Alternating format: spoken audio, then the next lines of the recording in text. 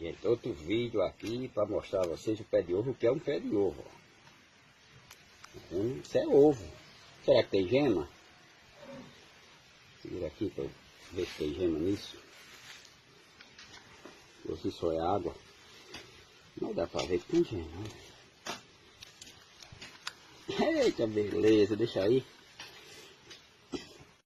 ದಲ್ಲಿ ಮೊಟ್ಟೆ ಬೆಳೆದ ಐಐಟಿ ಸಂಶೋಧಕರು ಮೊಟ್ಟೆ ಮಾಂಸಾಹಾರಿಯೋ ಅಥವಾ ಸಸ್ಯಾಹಾರಿಯೋ ಎಂಬ ವಾದ ಪ್ರತಿವಾದಗಳು ನಡೆಯುತ್ತಲೇ ಇವೆ. ಕೆಲವರು ಕೋಳಿಯ ಭ್ರೂಣವಾಗಿರೋದ್ರಿಂದ ಇದು ಮಾಂಸಾಹಾರಿ ಅಂತಾರೆ.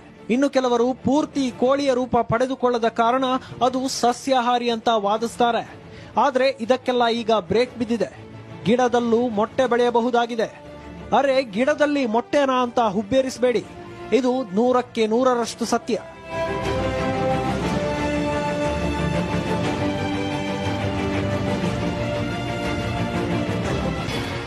ಹೌದು, ದೆಹಲಿಯ ಇಂಡಿಯನ್ ಇನ್ಸ್ಟಿಟ್ಯೂಟ್ ಆಫ್ ಟೆಕ್ನಾಲಜಿ ಸಂಶೋಧಕರು ಗಿಡದಲ್ಲಿ ಮೊಟ್ಟೆಯನ್ನ ಬೆಳೆದಿದ್ದಾರೆ.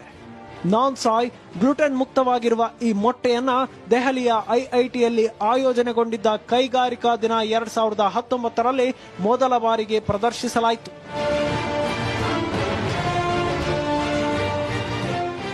ದೆಹಲಿ ಐಐಟಿಯ ಗ್ರಾಮೀಣಾಭಿವೃದ್ಧಿ ಮತ್ತು ತಂತ್ರಜ್ಞಾನ ವಿಭಾಗದ ಸಹಾಯಕ ಪ್ರೊಫೆಸರ್ ಕಾವ್ಯ ದಾಶೋಹರ ಪ್ರಕಾರ ಹೆಸರು ಬೇಳೆ ಬೆಳೆ ಆಧಾರಿತವಾಗಿ ಸಸ್ಯಾಹಾರ ಮೊಟ್ಟೆಯನ್ನ ಬೆಳೆಯಲಾಗಿದೆ.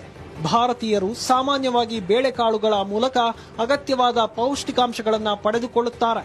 ಹಾಗಾಗಿ ನಾವು ಈ ನಿಟ್ಟಿನಲ್ಲಿ ಪ್ರಯೋಗಗಳನ್ನು ಆರಂಭಿಸಿದ್ವಿ. ಹೆಸರು ಬೇಳೆಯಲ್ಲಿ ಕೋಳಿ ಮೊಟ್ಟೆಯ ಬಿಳಿ ಭಾಗದಲ್ಲಿರುವಷ್ಟೇ ಪೌಷ್ಟಿಕಾಂಶ ಇರುವುದು ಖಚಿತವಾಯಿತು. ಆದ್ದರಿಂದ ಹೆಸರು ಬೇಳೆ ಗಿಡ ಆಧಾರಿತವಾದ ಸಸ್ಯಾಹಾರ ಮೊಟ್ಟೆಯನ್ನ ಬೆಳೆಯಲು ಮುಂದಾದ್ವಿ ಅಂತ ತಿಳಿಸಿದರು.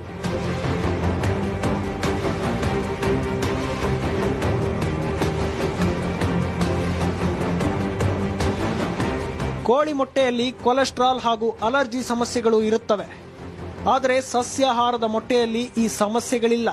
ಜೊತೆಗೆ ಕೋಳಿ ಮೊಟ್ಟೆ ತಿನ್ನದೇ ಇರೋರು ಕೂಡ ಈ ಸಸ್ಯಾಹಾರ ಮೊಟ್ಟೆಯನ್ನ ತಿಂದು ಕೋಳಿ ಮೊಟ್ಟೆಯಲ್ಲಿ ದೊರೆಯುವಂತಹ ಎಲ್ಲಾ ಪೌಷ್ಟಿಕಾಂಶಗಳನ್ನು ಪಡೆದುಕೊಳ್ಳಬಹುದಾಗಿದೆ.